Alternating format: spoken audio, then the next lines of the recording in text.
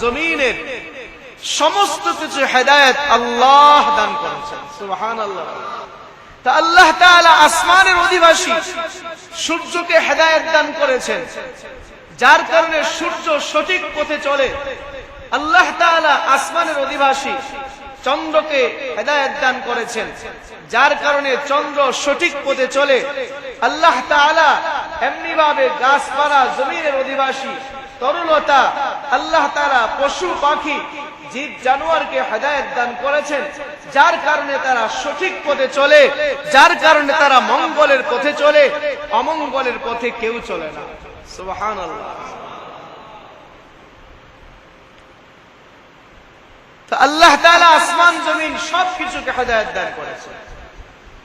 আসমানের অধিবাসী জমিনের অধিবাসী তাদেরকে হেদায়েতের আল্লাহ পাক কিভাবে হেদায়েত দান করলেন তার নমুনা কি?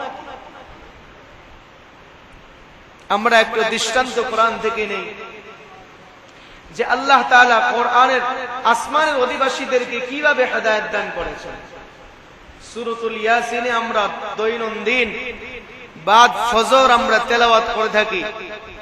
আল্লাহ পাক রব্বুল আলামিন কোরআনে কারীমের মধ্যে বলেন, ওয়াশ-শামসু তাজরি লিমুস্তাকাররিন লাহা যালিকা তাকদীরুল আজিজিল আলীম।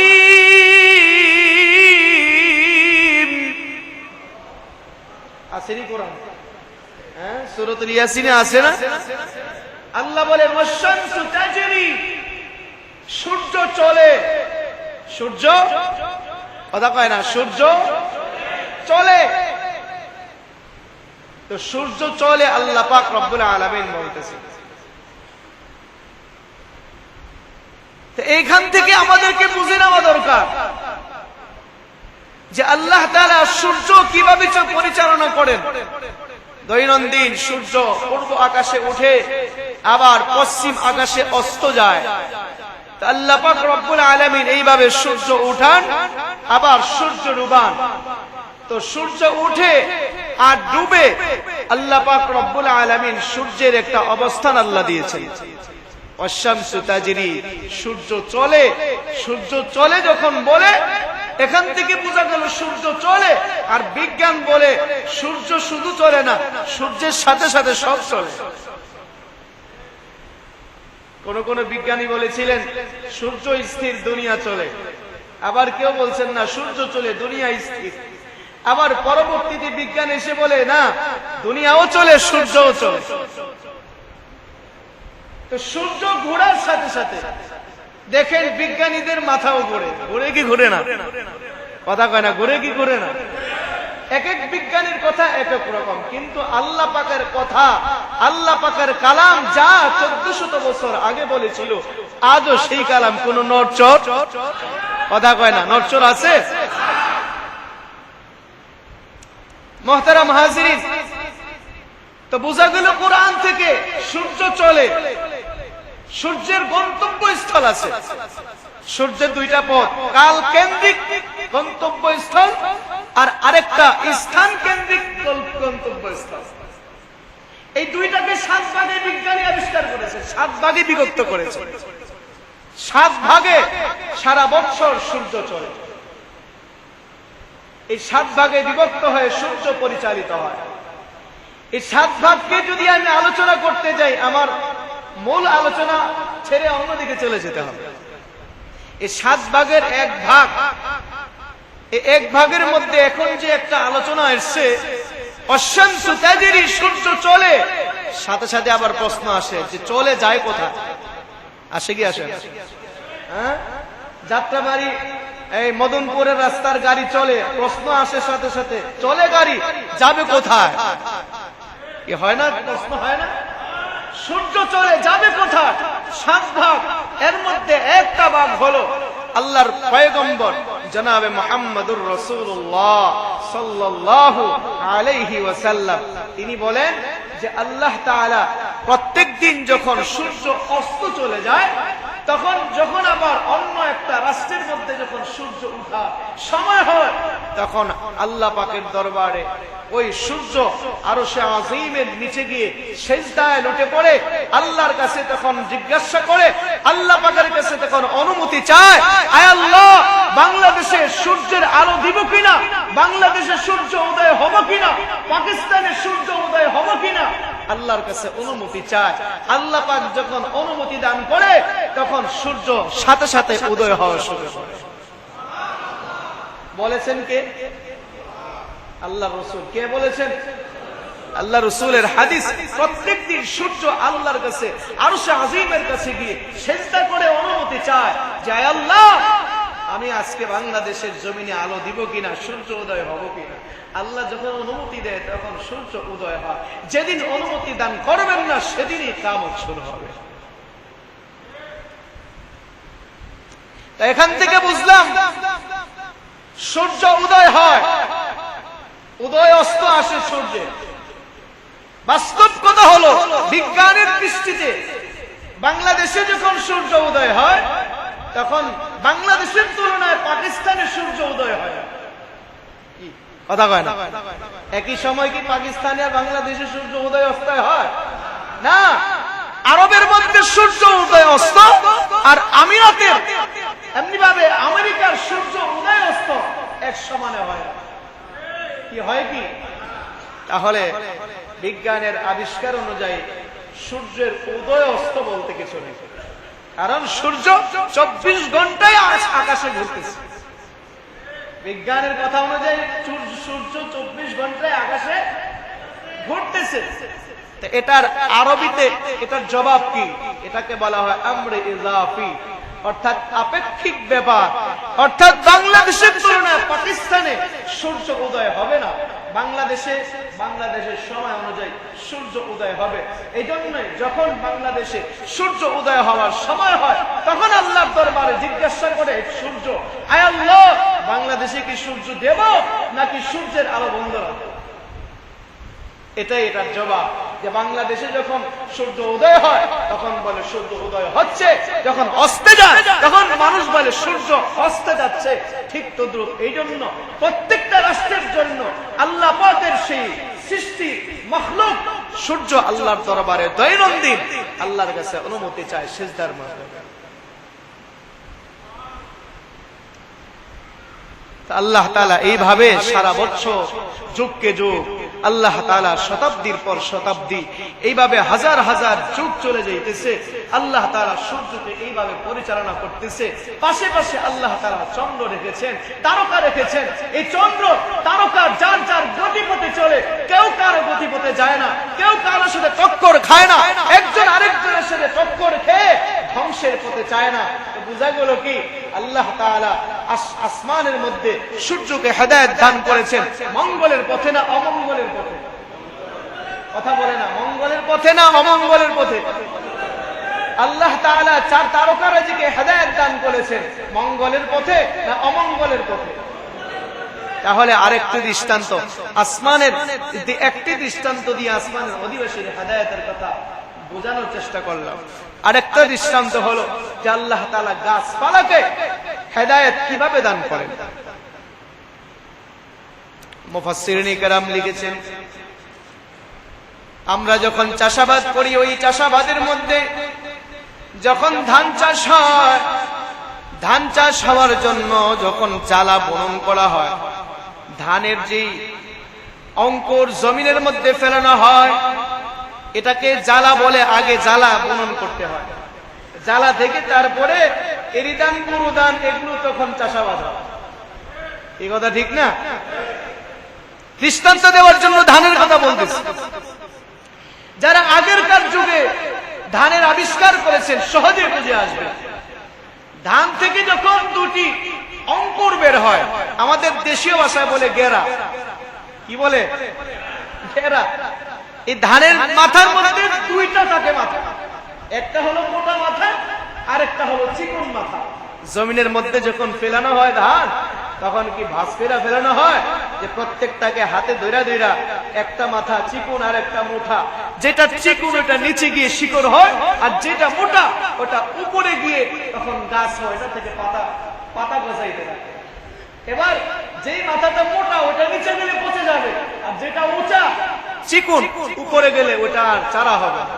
আমরা দেখি এটাকে ভাঁজ করে ফেলানো হয়, এটাকে যেমনে মন সেমনে ফেলতেছে, আর ধানের চারা ঠিক মতোই হইতেছে। কি হইতেছে? কি হইতেছে? এবার চিন্তা করে দেখেন যে মোটাটা নিচে গেলেও উপরে চলে আসে, আর চিকনটা উপরে থাকলেও নিচে চলে যায়।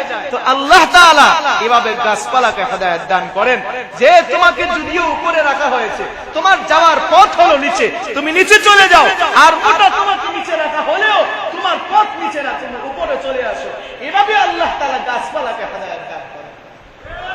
সুবহানাল্লাহ বলবেন না?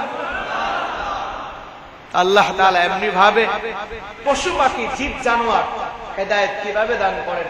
আরেকটা দৃষ্টান্ত, এগুলো আমার বানানো কথা না, তাফসীরের পড়া আপনাদের সামনে বলতেছি। জীব জন্তুকে আল্লাহ হেদায়েত কিভাবে দান করেন? জীব জন্তুকে হেদায়েত দান করার পদ্ধতি হলো, আমরা যখন গ্রামে আগে যখন মুরগি পালতাম, বা আমাদের মুরব্বী যারা মুরগি লালন পালন করত, বিশেষ করে দেশি মুরগি যখন ডিম পারতেন, এই ডিমকে জমায়া মোটামুটি 10-15টা হলে এটাকে তা দেওয়া হতো, বলতো ওম দিছি, ডিমকে ওম দিছি।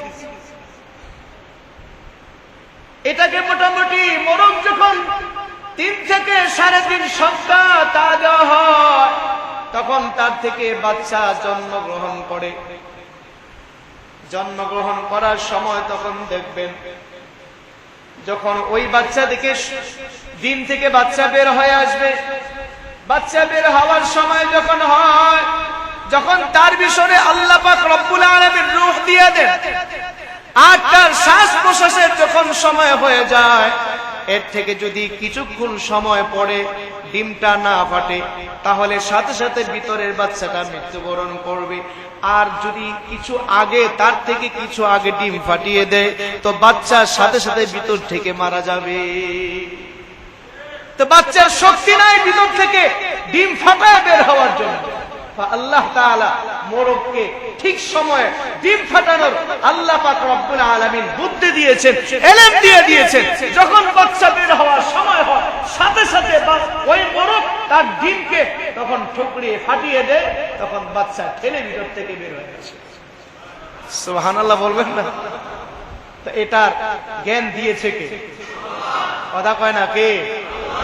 নাকি এই মোরগ ইউনিভার্সিটিতে পড়েছে? হ্যাঁ, সিজার করা শিখছে না। আল্লাহ তাআলা কোন ইউনিভার্সিটিতে তাকে পড়ায় নাই, কোন বিজ্ঞান নিয়েও রিসার্চ করে নাই, কিন্তু আল্লাহ তাআলা তাকে হেদায়েত দান করেছেন।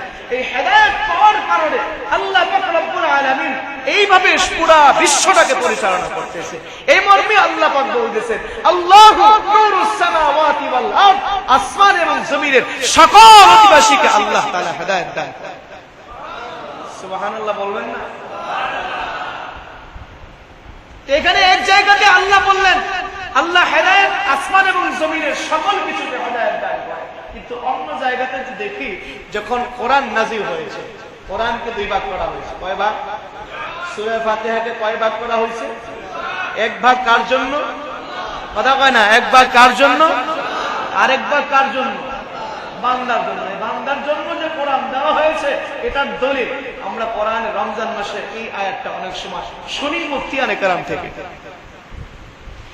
শাহরু রমাদান আল্লাযী উনজিলা ফীহিল কুরআন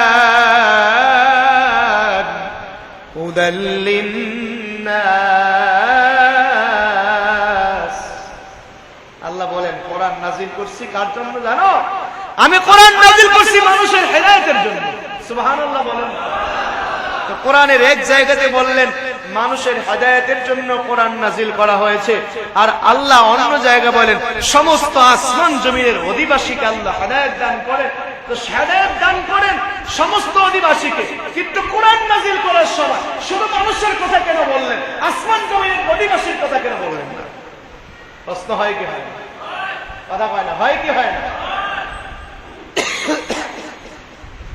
এটা বোঝার জন্য আমি আরেকটা আয়াত আপনাদের সামনে টেনে নিয়ে আসছি। সূরাতুল বাকারাতে আল্লাহ তাআলা দ্বিতীয় আয়াতে বললেন, الذي خلق الموت والحياة ليبلوكم أيكم أحسن عملا। আল্লাহ পাক রব্বুল আলামিন বলেন, হায়াত এবং মাউত দিয়ে তোমাদেরকে আমি সৃষ্টি করেছি। কেন জানো? লিয়াবলুয়াকুম আইয়ুকুম আহসানু আমালা। আরে কেমন আমল করো, ভালো আমল করো কিনা দেখার জন্য, পরীক্ষার জন্য আল্লাহ পাক রব্বুল আলামিন মানুষ পাঠিয়েছে দুনিয়াতে পরীক্ষার জন্য। জোরে বলে বুঝে থাকলে বলেন কি জন্য? কথা বলে না, কি জন্য? তাহলে বোঝা গেল মানুষ দুনিয়াতে পরীক্ষার্থী, মানুষ দুনিয়াতে, আর গোটা আসমান জমিনটা হচ্ছে পরীক্ষার হল। গোটা আসমান জমিনটা কি? এবার আসমান জমিনটা হলো পরীক্ষার হল, মানুষ হলো পরীক্ষার্থী, আর আসমান জমিনের বাকি যত সৃষ্টি আছে সমস্ত সৃষ্টি হচ্ছে ওই পরীক্ষার হলের পরিচালক। পরিচালক বলতে খাদেম, কাজের লোক। একটা পরীক্ষার হলের মধ্যে পরিচালনার জন্য আপনারা কি মনে করেন শুধু পরীক্ষার্থী থাকে নাকি পরিচালকও থাকে? কথা কয় না, পরিচালক থাকে কি না? ডিউটি করার লোক থাকে না? এখানে কেউ থাকে প্রশ্নপত্র বিলিয়ে দিবে, কেউ অথবা এটাকে হলটাকে পরিষ্কার করার জন্য দায়িত্বরত থাকে, আবার কেউ এটাকে ডিউটি এটাই থাকে যে সমস্ত কর্মচারী ডিউটি ঠিক মতো করছে কিনা তা সে আবার এগুলো আবার পর্যবেক্ষণ করে। আল্লাহ তাআলা ঠিক তো আসমান জমিনে সবকিছুকে বানাইলেন, আর আসমান জমিনকে বানাইলেন পরীক্ষার হল, মানুষকে বানাইলেন পরীক্ষার। কথা কয় না? মানুষ কি কোন জায়গা? কবরে? আখিরাতে? কোন জায়গা? দুনিয়ার জগতে। দুনিয়ার জগতের পরীক্ষার্থী মানুষ। এজন্য আল্লাহ বলেন, যদি পরীক্ষার্থীকে যদি আমি আমার মন মতো পরিচালনা করি তাহলে পরীক্ষার্থী আমার মন মতো চললো, কিন্তু তাদের আর পরীক্ষার হবে। এখন যদি মনে করেন পরীক্ষার হলের যারা রয়েছে ডিউটিরত, এই ডিউটিরত অবস্থায় যদি পরীক্ষার্থীকে যদি বলে, এই তুমি কোনো অসঠিক জবাব দিতে পারবা না, সঠিক জবাব দিতে হবে, উত্তরগুলো সুন্দর করে লিখতে হবে, বেলাইনে লেখা চলবে না, লাইন মতো লেখা লিখতে হবে, এমন যদি বাধ্য করা হয় ওটা পরীক্ষা থাকবে নাকি কন্ট্রোল হবে? কথা বলেন, ওইটা কি পরীক্ষা থাকবে? ওইটা আর পরীক্ষা থাকবে না। পরীক্ষা তো এটাকে বলা হয়, তাকে ইচ্ছাধীন দেওয়া হয়েছে। তুমি ইচ্ছা করলে খাতা পত্রে সঠিক জবাব দিতেও পারো, ইচ্ছা করলে ভুলও লিখতে পারো। তোমাকে সেই সুযোগ দেওয়া হয়েছে, সেই স্বাধীনতা দেওয়া হয়েছে। মন চাইলে এই পরীক্ষার হলের মধ্যে খাতা পত্রে তোমার ছবিও লিখতে পারো, ইচ্ছা করলে তুমি ওইখানে কোরআনের আয়াতও লিখতে পারো। এই কথা কয় না? সুযোগ আছে না নাই? সুযোগ দিয়ে দিয়েছেন। ভুল লেখারও সুযোগ আছে, আবার সঠিক লেখারও সুযোগ আছে। বাকি প্রশ্ন করা হয়েছে সঠিক জবাব দেওয়ার জন্য। প্রশ্নপত্র হাতে তুলে দেওয়া হয় কি জন্য? সঠিক জবাব দেওয়ার জন্যই প্রশ্নপত্র হাতে দেওয়া হয়। তা আল্লাহ তাআলা আমাকে আপনাকে দুনিয়াতে পাঠিয়েছেন সঠিক জবাব দেওয়ার জন্য, আমল সঠিকভাবে করার জন্য, বেলাইনে চলার জন্য না। আর চলার জন্য আল্লাহ তাআলা আমাকে দুনিয়ার অন্ধকারে পাঠিয়ে দেন নাই। আল্লাহ কিতাব পাঠিয়ে দিয়েছেন, আল্লাহ রাসূল দিয়েছেন। আল্লাহ এমনি ভাবে আমাদেরকে কিতাব বুঝায় দেওয়ার জন্য, আল্লাহর পয়গম্বরের সুন্নাহ পুঙ্খানুপুঙ্খানুভাবে বুঝায় দেওয়ার জন্য যুগে যুগে উলামায়ে কেরাম, যুগে যুগে এমনি ভাবে আল্লাহ তাআলা রাসূল পাঠিয়ে দিয়েছেন, যারা সমস্ত অবুঝ উম্মতদেরকে বুঝিয়ে সঠিক পথে পরিচালনা করবে কিয়ামতের আগ পর্যন্ত। মুহতারাম হাজিরিন, এজন্যই যে কথা বলতেছিলাম, যদি যারা কর্মচারী হয় তারা যদি মন মতো চলে তাহলে নিঃসন্দেহে যারা পরীক্ষার্থী তাদের পরীক্ষার ব্যাঘাত ঘটবে কি ঘটবে না? কথা কয় না? পরীক্ষার ব্যাঘাত ঘটবে কি ঘটবে না? পরীক্ষা ঠিকমতো দিতে পারবে না। এই জন্য আল্লাহ তাআলা সমস্ত কর্মচারীদেরকে কন্ট্রোল করেছেন, আর পরীক্ষার্থীদেরকে আল্লাহ তাআলা মনের উপর ছেড়ে দিয়েছেন। মান শাআ ফালইউমিন ওয়া মান শাআ ফালইয়াকফুর। তুমি ইচ্ছা করলে তুমি ঈমান আনতেও পারো, ইচ্ছা করলে তুমি বেঈমানও হতে পারো। বুঝি আরেকটু বুঝিয়ে বলি, আল্লাহ তাআলা আসমান জমিনকে বানাইছেন খাদেম, আল্লাহ তাআলা মানুষকে বানাইছেন পরীক্ষার্থী। যদি খাদেমকে যদি কন্ট্রোল না করা হয়, খাদেম তার টাইম মতো কাজ করবে না, আর কাজ টাইম মতো না হলে পরীক্ষার্থীর পরীক্ষার মধ্যে ডিস্টার্ব হবে। এই জন্য আসমান জমিনের সমস্ত মাখলুককে আল্লাহ তাআলা আল্লাহর কন্ট্রোলে নিয়ে নিয়েছেন। এই জন্য যে যেখানে যেই দায়িত্বে আছে কিয়ামত পর্যন্ত তার দায়িত্ব থেকে এক চুল পরিমাণ নড়চড় হতে পারবে, কারণ সমস্ত দায়িত্বের কন্ট্রোলার কে? কথা বলে না কে? একমাত্র মানুষের ব্যাপারে ভিন্ন, মানুষকে আল্লাহ তাআলা কন্ট্রোলের বাইরে ছেড়ে দিয়েছে। আল্লাহ কোরআনে বলে মান শাআ ফালইউমিন, ও বান্দা তোমাকে আমি কন্ট্রোল করব না, হেদায়েতের পথে চলার জন্য তোমাকে আমি জোর করব না। আমি সূর্যকে জোর করি হেদায়েতের পথে চলার জন্য, আমি চন্দ্রকে সূর্য করি, আমি গাছকে আমি এমনি ভাবে জোর করি, আমি এমনি ভাবে জন্তুকে জীব জানোয়ারকে পশু পাখিকে আমি জোর করি আমার কথা অনুযায়ী চলার জন্য। কিন্তু একমাত্র মানুষকে আমি জোর করি না, মানুষকে মানুষের মনের উপর ছেড়ে দিয়েছি, বিবেকের উপর ছেড়ে দিয়েছি। এখন তার বিবেক দিয়ে, এখন তার বুঝ দিয়ে সে তার অনুযায়ী সে চলবে। আমি সাথে সাথে আবার বলেও দিয়েছি কোনটা ভালো, কোনটা মন্দ, কোনটা জায়েজ, কোনটা না জায়েজ, কোনটা মঙ্গলের পথ, কোনটা অমঙ্গলের পথ, কোন পথ জান্নাতের, কোন পথ জাহান্নামের, সব কিছু বলে দিয়ে এবার তার মনের উপর ছেড়ে দিলাম। এখন তোমার বিবেক দিয়ে তুমি মঙ্গলের পথে চলতে পারো, মঙ্গলের পথে নাও চলতে পারো। ইচ্ছা করলে তুমি হারাম কাজ করতে পারো, ইচ্ছা করলে তুমি জায়েজের হালালের পথে চলতে পারো। আল্লাহ কি বলেছেন? মান শাআ, কথা কয় না, মান শাআ ফালইউমিন ওয়া মান শাআ ফালইয়াকফুর। ইচ্ছা করলে ঈমান আনো, ইচ্ছা করলে বেঈমান হও, এটা তোমার ইচ্ছা। তোমার জ্ঞান, বুঝ, বিদ্যা, বুদ্ধি আমি সব দুনিয়াতে দিয়েছি, কোনো কিছু বাকি রাখি না। সুবহানাল্লাহ বলেন। আল্লাহ ইচ্ছা করলে কি আমাদেরকে অন্ধকার জগতে পাঠিয়ে দিতে পারতো না? ইব্রাহিম আলাইহিস সালাম অন্ধকারের জগতে আসছিল না, যেখানে সমস্ত গোষ্ঠী সহকারে সমস্ত কওম শুধু মূর্তির পূজা করে।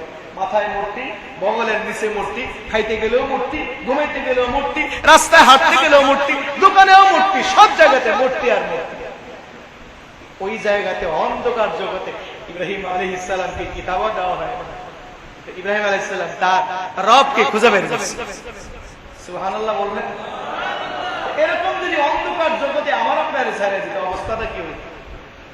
আল্লাহ তাআলা এরকম জুলুম আমাদেরকে করে না।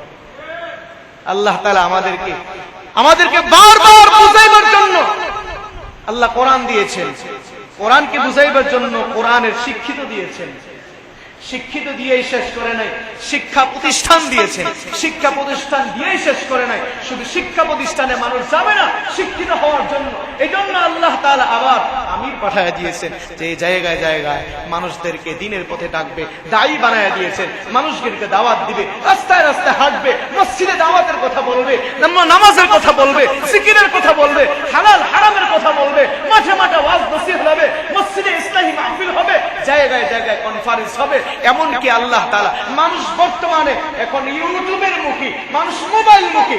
এখন আল্লাহ তাআলা শুধু মানুষকে মোবাইল থেকেও শুধু গান বাদ্যের উপরে ছেড়ে দেন নাই, আল্লাহ তাআলা সাথে সাথে আবার ওয়াজ মাহফিলও ছেড়ে দিয়েছে। পরে কি করেন? কথা করে না, বলে কি বলে না, যে এখান থেকে তুমি বেছেও নিতে পারো। অতি সহজে দ্বীন শিক্ষার ব্যবস্থা আমি সব জায়গাতে রেখেছি, কোনো কিছু কমতি করি নাই। তুমি সব জায়গাতে দ্বীন শিক্ষার তোমার জন্য ব্যবস্থা আছে। এজন্য আল্লাহ বলতেছেন ফামান শাআ ফালইউমিন ওয়া মান শাআ ফালইয়াকফুর। ইচ্ছা করলে তুমি বুঝা সুজা, ইচ্ছা করলে দিন বুঝতেও পারো, ইচ্ছা করলে দিন তুমি পরিত্যাগ করতেও পারো, তুমি কুফরি করতেও পারো, আবার ঈমান আনয়ন করতেও পারো। এজন্য এই আল্লাহ তাআলা ইচ্ছা দিন দিয়ে দিয়েছেন বিদায় নমরুদ কাফের হয়েছে। এই ইচ্ছার উপরে বেদিন এমনি ভাবে ফেরাউন কাফের হয়েছে, তার ইচ্ছার উপরে আবু জাহেল কাফের হয়েছে, তার ইচ্ছার উপরে আল্লাহ তাআলা তাকে কাফের বানায় নাই। নমরুদকে আল্লাহ কাফের বানায় নাই, বেঈমান মুনাফিক নাস্তিক কোন ব্যক্তিকে আল্লাহ বানায় নাই, তার ইচ্ছার উপরে সে নিজে বেঈমান নাস্তিক হয়েছে। এই মর্মে আমরা দেখি যাদের ঈমান নেই, যারা বেঈমান, যারা মুনাফিক মালাউন, তারা আল্লাহর খাওয়া খাইয়া আল্লাহর নিয়ামত ভোগ করে আল্লাহর সাথে বেঈমানি করে চলছে। আল্লাহ তাআলা তাদেরকে সুযোগ দিয়েছেন। কথা কয় না, সুযোগ দিয়েছেন কি দিয়েছেন? আল্লাহ সুযোগ দিয়ে আসছেন। আল্লাহ তাআলা লাগাম ছেড়ে দিয়েছেন, রশি ছেড়ে দিয়েছেন। করো, যত পারো করতে পারো মৃত্যুর আগ পর্যন্ত। এই জন্যই তো আজকে হিন্দুরা বাংলাদেশে অপকর্ম করার সুযোগ পায়। এত অপকর্মই করে যে মুসলমানের কলিজায় আঘাত দেওয়ার জন্য যত রকমের অপকর্ম করা দ্বারা মুসলমানের অন্তরে আঘাত দেওয়া যাবে, সেই তার মধ্যে একটা হলো সবচেয়ে বড়, মুসলমানের সবচেয়ে বড় বিষয় হচ্ছে আল কোরআনুল কারীম। কথা কয় না? মুসলমানের সবচেয়ে বড় কি? কোরআনুল। এই জন্যই তারা বিভিন্ন সময় বিভিন্ন মুসলমানদের ইবাদত নিয়ে, মুসলমানদের ধর্মের বিষয়বস্তু নিয়ে তখন তারা উস্কানি দেওয়ার জন্য, মানুষকে রাস্তায় নামার জন্য, আজকে মুসলমানকে হ্যাঁ প্রতিপন্ন করার জন্য, মুসলমানকে আবদ্ধ করার জন্য, মুসলমানকে জুলুমের অত্যাচারের শিকার করার জন্য বিভিন্ন রকমের উস্কানি দিয়ে থাকে। আমরা কয়েকদিন যাবৎ দেখতেছি কুমিল্লাতে ভালো আন্দোলন হচ্ছে। তার কারণ একটা, আমরা আজও পর্যন্ত কোন মূর্তিকে নিয়ে ব্যঙ্গ করার ইতিহাস কোন মুসলমান করে নাই। আমরা করেছি আজও পর্যন্ত কেউ দেখেছেন? না। কিন্তু আমরা বারবার দেখি হিন্দুরা কোরবানি আসছে, তখন কোরবানি বন্ধ করে দেওয়ার পায়তারা করে কি করে না? আবার বর্তমানে দেখা যাচ্ছে একটা ইস্যু তৈরি করে বাংলাদেশে আবার অশান্তি শুরু করার জন্য আবার একটা ইস্যু তৈরি করেছে। ইস্যুটা হলো যে মূর্তির প্রতিমার পায়ের নিচে মুসলমানের সবচেয়ে বড় কিতাব, আসমানি কিতাব, আল্লাহর কালাম, ওটাকে পায়ের নিচে দিয়ে রাখছে। নাউজুবিল্লাহ। এটার প্রতিবাদ যদি কোনো মুসলমান না করে, বোঝা গেল তার ভিতরে ঈমানের জজবা নাই। কথা কয় না? তার ভিতরে কি নাই? শুধু নামে মাত্র মুসলমান। যে মুসলমানের এই অবস্থা দেখার পরেও অন্তর চলবে না, মুসলমানের নামে মুসলমান, এ সঠিক মুসলমান হতে পারে না। এই জন্য আমাদেরকে এই সময় এই অবস্থাগুলো যখন সামনে আসবে, চুপ করে থাকার কোনো সুযোগ নাই। তার প্রতিবাদ করে অবশ্যই বুঝাইতে হবে যে বাংলার জমিনে হোক, পৃথিবীর কোন জায়গায় মুসলমানকে নিয়ে উস্কানিমূলক, অপমাননামূলক কোন কর্মকাণ্ড চালানো যাবে না। মুহতারাম হাজিরিন, বর্তমান সময়ে আজকে একটা এই ইস্যুটাকে নিয়ে হয়তো ভালো একটা প্রতিবাদ হতো, কিন্তু আমরা দেখছি যে যারা প্রতিবাদ করবে, যারা প্রতিবাদের মূল বিষয়, আজকে তারাই আজকে জুলুমের শিকার হয়ে আছে। কথা কয় না? আছে কি আছে না? হ্যাঁ মুহতারাম হাজিরিন, মনে রাখবেন, আজকে দেখা যায় আল্লাহ যে বলে ইচ্ছা করলে ঈমান আনতেও পারো, ইচ্ছা করলে বেঈমানও। কথা কয় না? ইচ্ছা করলে বেঈমানও। এই জন্য দেখেন, আল্লাহর খাওয়া খাইয়া আল্লাহর সাথে বেঈমানি করে আজকে অনেকে এসির ঘরে ঘুমায়, গাড়িতেও এসি, বাড়িতেও এসি, অফিসেও এসি, সব জায়গাতে এসি আর এসি, কিন্তু মনে হলো তারা আল্লাহর সাথে দুশমনি করে চলে। আল্লাহর দেওয়া 24 ঘন্টা শান্তি, ভোগ বিলাস তারা এমনি ভাবে ভোগ করে, তারা আল্লাহর সাথে বেঈমানি করে চলছে। আর আমরা বর্তমানে দেখছি যারা তাহাজ্জুদ করে 24 ঘন্টা 5 ওয়াক্ত নামাজ আদায় করে, মানুষকে হালালটা হালাল বুঝায়, হারামটা হারাম বুঝায়, আজকে দেখা যাচ্ছে আজকে তারা জেলখানার জিনজির আবদ্ধ হয়ে দিনের প্রহর তারা গুনতে হচ্ছে। বোঝা গেল কি, আল্লাহ যাকে ঈমান দান করেন সেই ঈমান পায়। আর এটা ঈমান পায় বলতে কি আল্লাহ ইচ্ছা দিয়েছে। তোমার ইচ্ছা তুমি ঈমান গ্রহণ করতেও পারো, তোমার ইচ্ছা তুমি বেঈমান হতে পারো, তোমার ইচ্ছা তুমি নামাজ পড়তেও পারো, তোমার ইচ্ছা তুমি বেনামাজি হতে পারো, ইচ্ছা তুমি সুদ খাইতে পারো, ইচ্ছা তুমি সুদ ছেড়েও দিতে পারো, ইচ্ছা তুমি আলেম বিদ্বেষী হতে পারো, ইচ্ছা তুমি আলেমের মহব্বত করতে পারো, ইচ্ছা তোমার আজকে মুসলমানের কোরআন নিয়ে হোলি খেলতেও পারো, ইচ্ছা করলে ঈমান কালিমার পতাকা উত্তোলনের জন্য আর আখিরাতের নাজাতের জন্য তুমি কালিমা পড়ে মুসলমান হতে পারো। এটার ইচ্ছা কে দিয়েছে? কথা বলে না, কে দিয়েছে? কেন? মানুষ দুনিয়াতে পরীক্ষার্থী, দুনিয়াতে কথা কয় না, দুনিয়াতে তাফসীরের আলোচনা চলছে, এই জন্য বারবার পিছনে নিয়ে যেতে হয়, না তো মন থাকবে না। আল্লাহ ইচ্ছা দিয়েছেন ইচ্ছা করলে ইমানও আনতে পারো, ইচ্ছা করলে বেঈমানও হতে পারো। কেন? দুনিয়াটা পরীক্ষার হল আর মানুষ হচ্ছে পরীক্ষার্থী।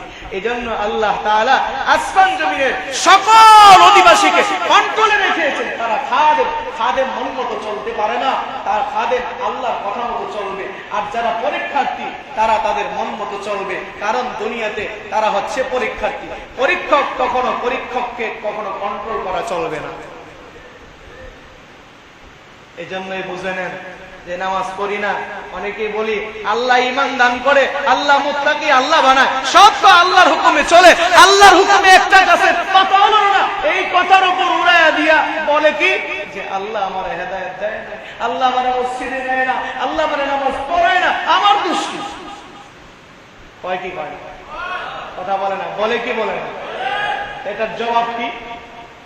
আল্লাহ ইচ্ছা দিয়ে দিয়েছেন। মসজিদের মাইকে আজানো হচ্ছে, ইমাম সাহেব মসজিদে রেডি আছে, মসজিদও তোমার জন্য তৈরি হয়েছে, ওযুখানাও তোমার জন্য বানানো হয়েছে, মসজিদে যাওয়ার জন্য সুন্দর রাস্তা নির্মাণ করা হয়েছে, কোনো বাধা বিপত্তি নাই। তুমি দৌড়ে গিয়ে ওযু করে মসজিদে ঢুকে তুমি নামাজের সাথে ইমামের পিছনে জামাতে নামাজ পড়া, তোমার জন্য কোনো বাধা বিপত্তি নাই। ইচ্ছা হলে মসজিদে যাইতেও পারো, ইচ্ছা না হলে তুমি মসজিদে না গিয়ে যাত্রা বা গানের অনুষ্ঠানে অথবা দোকানপাটে গিয়ে চায়ের দোকানে টিভিও দেখতে পাবো।